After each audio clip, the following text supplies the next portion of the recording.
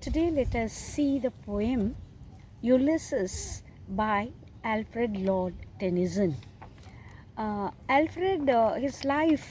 Tennyson's life was dominated by an impulse of poetry throughout.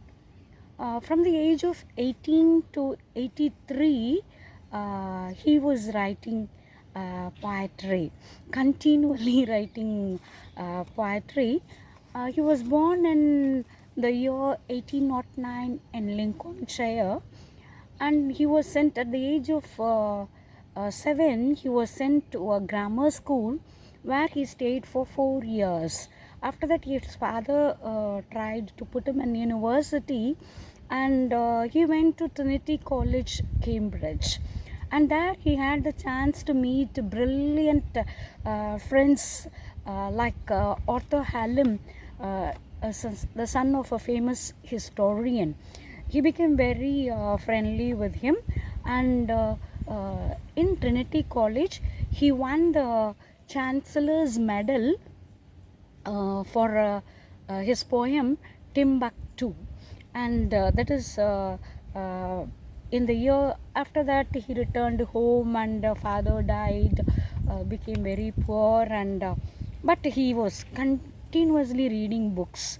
He was reading, and in the year 1832 he published his first volume of poetry entitled Poems.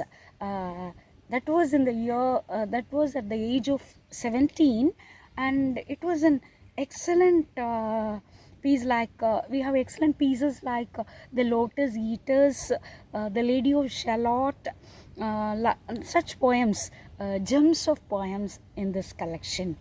And next collection came in the year 1842, and there too we have Locksley Hall, the Ulysses, the poem that which we are going to see today, Ulysses and Enoch Arden. And his friend, very close friend Arthur Hallam, died in the year 1833. He was so depressed, and in the year 1850 he wrote his famous elegy in memoriam, and it is not only an elegy mourning the death of his friend, but also a poem that eulogizes the immortality of human love. And in the year 1850 he became the poet laureate, succeeding William Wordsworth. And in the year 1884 a remarkable thing has happened. He was recommended by the great statesman Gladstone to Queen Victoria, and he was conferred peerage by the Queen, and from that time onwards he was called Lord Tennyson. And we have to feel very proud that he is the one and only poet who was conferred this peerage, lordship, for writing in English poetry, for writing poems, for his poems. And of course there is no doubt that he is one of the finest poets of England. And now we'll see the poem Ulysses by Lord Tennyson. Ulysses, we know that in the Trojan War he played a very, very key role. Achilles was the leader of the army in the initial stage.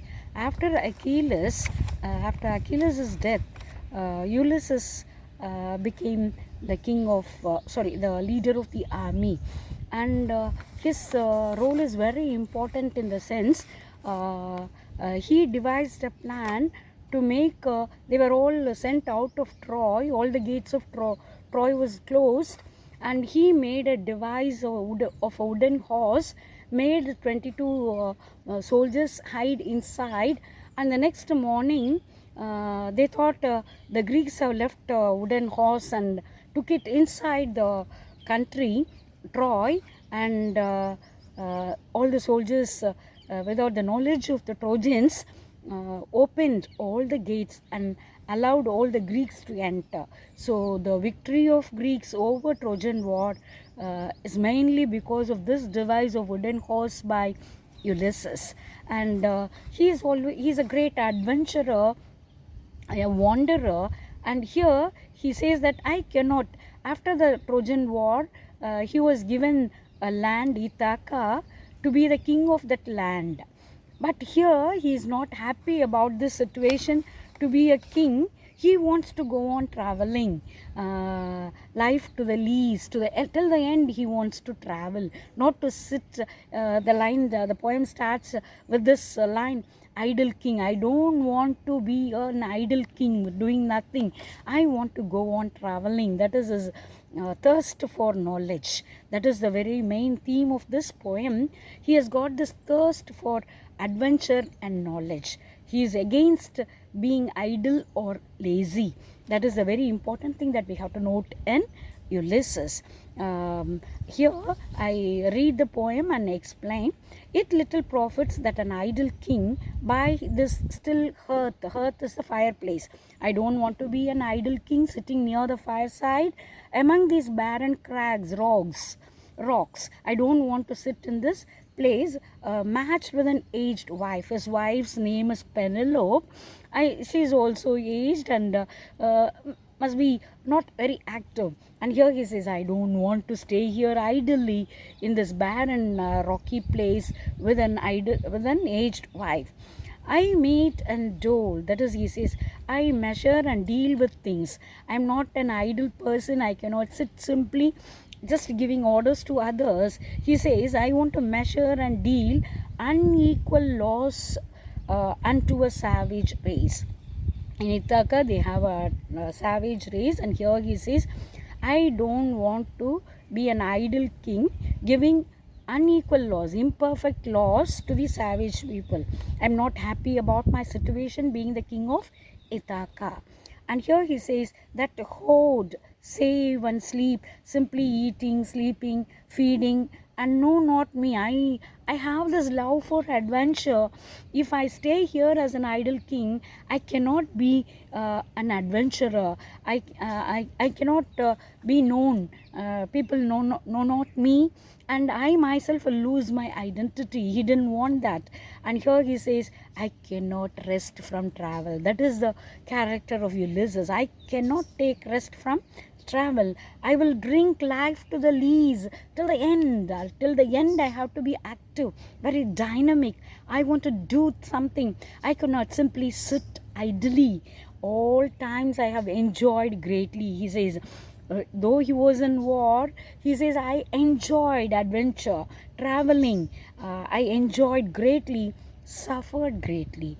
Traveling, war time, in the battlefield, suffered greatly also, both with those that loved me and alone. Sometimes in the company of those people who loved me, and sometimes all alone. I had to travel, I have to suffer, and things going on, but I enjoyed all that, whether in company or alone, whether I had a suffering or enjoyment. I didn't bother about that. I enjoyed. And on shore, whether it is in the warfield or on shore, and went through scudding drifts the rainy heights. Scudding drifts is clouds driven by wind. The rainy, whether it is sunshine or raining, no botheration. I will be always traveling. Heights is constellation of Taurus, and here he says that Heights, whether it is rainy season or whether it is sunshine, I don't bother. Whether windy also, full of winds, I don't bother. Vexed the dim sea. The sea may be very dark, dim, it may be vexed, but I am very happy about traveling. Yes, though suffering, I am able to endure that suffering. That is the greatness. I am become a name. I have become very famous. I have become a name for working all the time, being dynamic, traveling. I have become a name for that. And for always roaming with a hungry heart. He says, I always, in my heart, I cherished this hunger for knowledge and experience. I wanted to go on traveling. I want to gain knowledge and experience. Always roaming with a hungry heart. Much I have seen and known. I have seen many things. I knew many things. Cities of, he's giving a list of what all he has seen. Cities of men, manners, climates, councils, governments, all these things. Myself not least, though I have went in search of knowledge and experience. I have met so many things: governments, councils, climates, manners, and men. I was not least of all, but honored of them all. So he was honored wherever he went, as said in Tamil, கற்றார்க்கு சென்ற இடமெல்லாம் சிறப்பு. Likewise, wherever I went, I was honored of all those people, all those politicians or statesmen. And here he says, and drank delight of battle with my peers, with my leaders I enjoyed. I drank delight. He says, I drank delight with the delight of battle. Fighting is also, being in the battlefield is also a joy for me. And far on the ringing plains of windy Troy, in the battlefield, ringing plains that is full of noise of war. With all that noise, I was always there. I am a part of all I have met. Beautiful. He says, I never set myself aloof from things. I became a part of involvement, as I was involved with everything that was going on there. And that is why he says, I have become a part of all that I have met. Beautiful. And yet all experience is an arch where through gleams that unraveled world whose margin fades. So here he says, experience is like an arch, and through which we have to travel, and it is like an untraveled world going on, endless. Is margin fades, like a horizon, it fades, the margin fades. I keep on going, traveling, and no end to it. Endless travel, eternal travel, forever and ever. When I move, how dull it is to pause to make an end. I love this line very much. He says that ever and ever I keep on moving, traveling. He says, how dull it is to pause. To take rest is dullness, and to make an end. You cannot say, I have finished working, here afterwards I will not do any work. It's not like that. It is dull to make an end, dull to put an end, dull to stop the work. That is what he says. To rust unburnished. Why should you rust unburnished? That is, without doing any work. Why should you become tired? Yes, why should you become rust and not to shine in use? If you work continuously, he says that the work will make you shine in use. Yes, that is shining in use. No, but if you don't do work, it is like rusting and burnished without work. And as though to breathe were life, how can people live without doing work? He says, as if breathing itself says, I'm living. It's not like that. Breathing is not, beautiful lines. Breathe where life. It is not like that.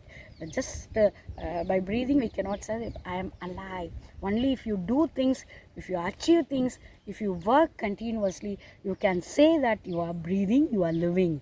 Yes, life piled on life were all too little, and of me to me, and of one to me. He says, life, the routine work, mundane work, just life on life, it's all nothing to me, little to me. I'm not bothered about the daily course of life, the mundane works. I'm not bothered. Little remains. I have lived a long life. I have only the other end of my life. Only little remains in my life, but every hour is saved. But though I may be having only a little time to live in this world, he says, every hour I must save, I must do something, achieve something, attain something from that eternal silence, something more. a bringer of new things. I must keep on doing something to attain that, before I attain that eternal silence, before I die. And here he says, I must do more and more. Yes, I may be having only few hours in my life, but I want to do more and more. And he says, a bringer of new things. Yes, I must be able to bring out new things to the world. And while it were for some 3 sons to store and hold myself. So here he says it is wickedness. While is VILE is wickedness to simply spend your time, that is 3 sons to store. 3 sons, 3 years to stay here and hold myself. That is without any care, without any work, without any action. If I stay here, it is wickedness. He says being inactive, doing no work, when there is no action, he says it is equivalent to wickedness. It is vile, VILE. And this grey spirit earning and desire. So here my grey spirit, old age, is, he says, it is burning. Desire is burning. There is an earning in him. Earning, and beautiful, he says, what is that earning? To follow knowledge like a sinking star. I want to follow knowledge. Yes, though I am like a sinking star, very old, till the end of my life, he says, I want to follow knowledge till the end, beyond the utmost limit of human thought, beyond the knowledge of human mind. We cannot imagine to what extent I want to attain, achieve. That is what he says. This is my son. Now he introduces, first he introduced his wife Penelope, and now he says, this is my son, mine own Telemachus. His son's name is Telemachus. He is my own son, to whom I have the scepter and the isle. I am going to leave my ruling rod, scepter, and this land, island, to my son, well loved of me. I love him very much. I love my son very much, discerning to fulfill. He is very, very excellent, very intelligent to fulfill this labor, the duty, that is to rule over the country. The labor of ruling over the country, he will do it by slow prudence. He will be doing it in a careful manner. I am so sure that my well-loved son will carry out this duty, the labor. It is like a task. He has to be very careful. He will do it in a careful manner also, to make mild a rugged people. Because why it is a task? Because rugged people, tribe, savage, and here he will make them mild, soft, by being very loving and affectionate as a ruler of the country, and through soft degrees, slowly, gradually subdue them, make them civilized. My son, I know that he would do it. He would subdue them to the useful and the good. He would see that they will become very, very useful and also very good. So I am sure that my son would do this work. Most blameless is he. So nobody can blame him.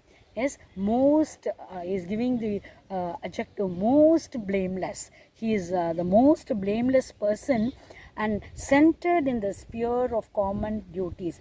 At the same time, as a ruler, he will perform his common mundane work to the people, not only the duties, but also change the people to be good and kind and also useful. And in addition to that, he will do his duty to the family also, to his mother and to his family. Common duties is looking after the routine duties. Decent not to fail in offices of tenderness. He will never fail. I am sure that he will never fail in his duties, in his office of tenderness, that is love and care for the family, and pay meet adoration to my household gods. He will also take care and worship the household deities. I am sure that my son is capable of, he has got that ability to rule over the land, look after the parents, the mother and the family, and also give his adoration to the family deities. When I am gone, when I leave the place, I am not going to leave the people just like that, but I am going to leave the people the land under the custody of such a great person like my son, a loving man, adorable person, blameless person, my son, Telemachus. And he says he works his work, I mine. He says that he will do his regular work and routine work. He will carry on that. I'm sure that. And as a traveler, because he's a wanderer, Ulysses is a wanderer, he will look after the country, look after the people, look after the family, worship the family deities, and I will go on traveling. Yes, there lies the port. And now he sees, there lies the port where I have to go. The vessel, the ship is also ready. It is puffs a sail. Yes, the wind is also a very favorable one. So we are ready to, we can start. There gloom the dark broad seas. It's very night time, very dark, broad seas. I can see that. My mariners, his companions, the mariners, sailors, souls that have toiled and wrought and thought with me, they are also of the same mind like me. We have worked together, toiled, worked hard together, and wrought is also worked together and thought with me. In thought also they do not differ from me. They think like me. Whatever I say, they will agree, accept, and there's no problem with my mariners. They are ready to work, they're ready to follow me, ready to listen to me. So no problem at all for me. That ever with a frolic welcome took the thunder and the sunshine. Not only a very pleasable companions, but also they will also take thunder and sunshine, that is joys and sorrows, as same. Yes, a frolic welcome. They will just like a playful manner, they will welcome both thunder, that is sorrow, and also joys, sunshine. At the same, they will not say, if there is suffering, they will not say, oh, we cannot, what we have lost, not like that. And if they are joyful, they will not simply just playful. Yes, so here he says opposed to free hearts and free foreheads. So they are very frank, and they are against the frank and free spirits. Always want to, they are like Ulysses, to follow knowledge like a sinking star, drink life to the lees. And here he says old age, you and I are old, of same age. The mariners, the companions, are also of his age. They are also old like Ulysses. Old age hath yet his honor and his toil. So here he says old doesn't mean that because you're old you should not do any work. And here he says the old age has got its own honor and its toil work. It has got its own duties, its own works, obligations, duties. Very beautifully he says, death closes all. So final end is death. For all mortals, death is the end, closes all. But something before the end. Before the end, we have to do something, achieve something, attain something. Some work of noble note may yet be done. I have to yet to do some. He is not satisfied with what he has done. He is not taking pride in what he has done. He says, yet I have to accomplish. Yet I have to do work. Yes, not unbecoming men that stow with gods. So I have not moved with those people who were against gods. Yes, during the war period, Trojan War, gods supported some, and they were against some. So not unbecoming men. The lights begin to twinkle from the rocks. So night and light is twinkling now from the rocks. The long day wanes, fades, and a slow moon climbs. It's becoming dark, and moon climbs. The deep moons round with many voices. So the deep seas, we can hear many sounds coming from the deep sea, many voices, moaning sound. Come, my friends, it's not too late to seek a newer world. So here he is asking his friends to come, the mariners to come. He says it's not too late for us to seek, to go in search of a newer world. Push off, and sitting well in order, smite. Smite is to strike. The sounding furrows. We have to strike the sounding, resounding waves with oars. We have to make strike the waves with oars, O-A-R-S. For my purpose holds to sail beyond this sunset. So sunset or darkness should not be a hindrance to our accomplishment. We have to, my purpose, it falls beyond the sunset. Yes, we should not think that we have to sail beyond the sunset. We should not take rest saying that it is dark, it is this, that. And the baths of all the western stars until I die. I want to go on traveling. I want to go on sailing till I die. It may be that the gulls will wash us down. The possibilities are there. We may be drowned in the sea. It may be we shall touch the happy isles. There is a possibility of us going to the Atlantic Ocean, that is near the west coast of Africa. It is supposed to be the in mythology it is supposed to be the Greek paradise, and here he says we may go to the happy isles, the paradise, and see the great Achilles. Achilles was the great Greek hero, and we may meet him, whom we knew. Though much is taken, much abides. So much is taken. We have lived a long life, but still we are living. We have to be very strong mentally and spiritually. And though we are not now that strength which is physically, we may not be very strong as we were in olden days, in ancient days, moved earth and heaven. We were very strong earlier to move even earth and heaven. That which we are, we are. But our mind, that which we are, we are. So nothing can stop us from our work. What we are, we are. Yes, nothing can stop us or change us. One equal temper of heroic hearts. We have heroism in us. Our heart is very heroic, and we all are single-minded. One equal temper. Nothing can make us weak-minded. We may become weak physically by time and fate, but always strong in will. We are always strong in will. Our determination is in our grit. We are very strong, and what we are going to do is to strive, to seek, to find, and not to yield. Very beautiful lines.